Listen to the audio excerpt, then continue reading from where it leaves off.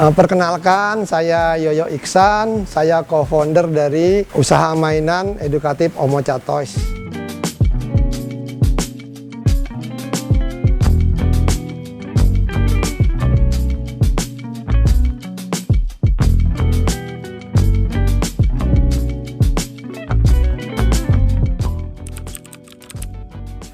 Omocha Toys itu dimulai bulan Maret 2017 oleh seorang ibu rumah tangga yang bernama Bu Yuni. Dia ingin punya pekerjaan, ingin punya penghasilan sendiri.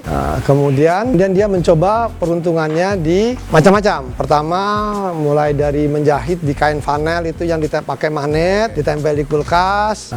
Terus kemudian suatu saat, yaitu dititip-titipan di tetangga, ya lumayan bisa berputar juga. Kemudian suatu saat ada kenalan Bu Yuni yang orang Jepang ya, itu pulang ke Jepang saat itu, dia mengadakan garage sale. Kalau garage sale kan murah-murah tuh, ya kita coba ikut, datang ke sana. Di saat itu Bu Yuni mengajak putrinya yang masih berusia 1 tahun kalau nggak salah ya, 1 tahun atau 2 tahun. Nah, orang Jepang itu melihat, oh ada anak kecil nih, dia punya mainan waktu anaknya masih kecil dulu, mainannya itu berupa balok. Nah, kemudian dikasihkan ke putri Bu Yuni, mainan balok bangun. Anaknya Bu Yuni sangat suka, kemudian anak-anak tetangga juga sangat suka. Kemudian kita mencari mainan edukatif itu. Ternyata agak sulit saat itu ya, tahun 2017 itu sangat sulit. Ada di mall waktu itu di Blok M, tapi mahal. Nah, kemudian Bu Yuni melihat, wah ini kalau dia bisa ikut jualan di usaha mainan edukatif ini mungkin bisa laku lah gitu kan. Nah, kemudian mulai mencari-cari tuh Bu Yuni informasi tentang mainan edukatif dari kayu.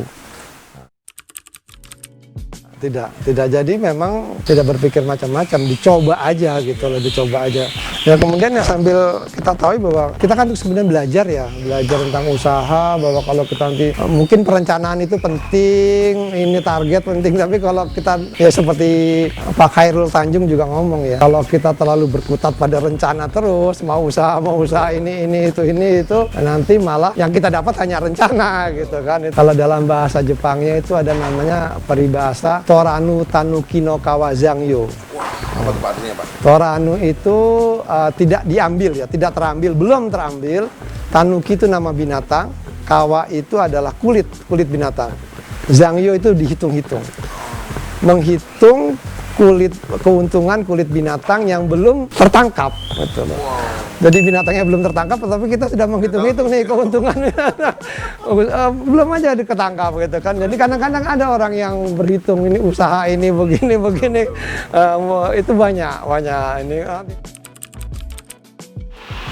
Kita produksinya mainan kayu dan kain.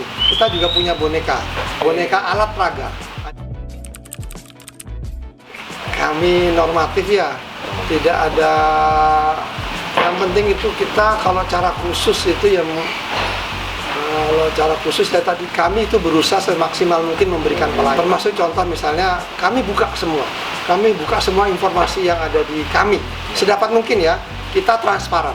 Jadi pelanggan itu bisa mengetahui tadi stok, berat. Jadi tidak perlu ya, ini mungkin cara kami adalah di situ. Jadi membantu orang gudang dan membantu pelanggan sendiri. Jadi ini setiap barang ini sudah ada beratnya, sudah ada di database. Okay. Jadi misalnya beli 10 langsung keluar tertera ya. Di keranjang belanjanya pelanggannya sudah tidak perlu konfirmasi lagi, sudah langsung tahu, oh ini misalnya 1,5 kilo atau 2 kilo, langsung bisa ngecek ekspedisi. Kan ekspedisi sendiri kan juga sudah buka-bukaan kan. Betul. Berapa harga ongkos kirimnya mereka. Pertama adalah kami menjaga kualitas, itu ya sudah tidak diragukan lagi. Kemudian adalah memberikan pelayanan semaksimal mungkin secara offline ataupun secara online. Secara offline ya pelanggan bisa datang ke sini, bagi yang butuh cepat langsung datang ke sini, lihat stok, ambil.